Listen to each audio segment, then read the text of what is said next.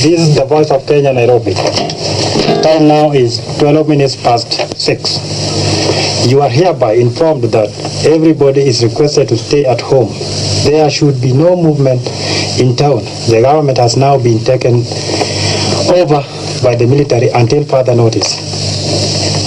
There should be no movement of persons or vehicles from one place to another. The police should now assume the role of civilian until further notice.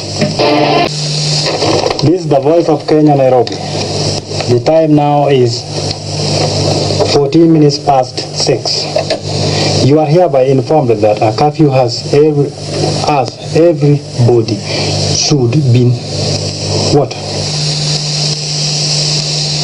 declared. Everybody should Everybody should stay at home. There should be no movement in town. The government has now been taken over by the military until further notice. There should be no movement of persons or vehicles from one place to another. The police should now assume the role of civilian until further notice. A warning. The government has been taken by a very, very, very powerful group supported by the people, wananchi wenyewe na wanajeshi wote. Kwa hivyo, wherever you are, cooperate or you blame yourself. Thank you. Voice of Kenya. My dear countrymen, here is an announcement.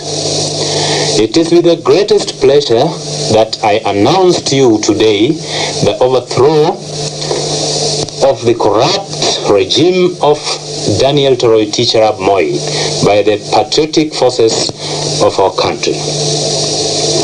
As I speak to you now, our country is fully and firmly under the control of our armed forces.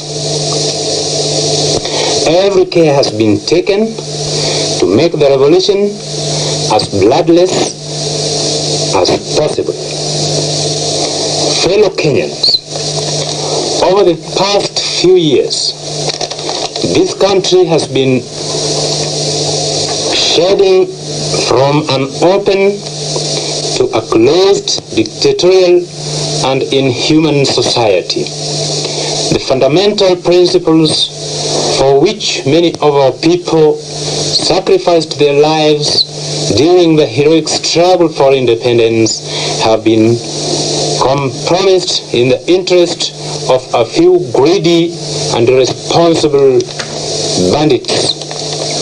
Over the past 6 months, we have witnessed with disgust the imposition of a de jure one-party system without the people's consent, arbitrary arrest and the detention of innocent citizens, censorship of the press, intimidation of individuals, and general violation of fundamental human rights.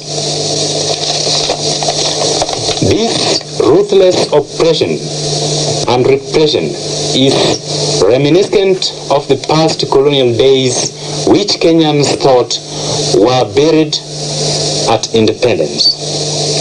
A gang of local tyrants has emerged whose only function is to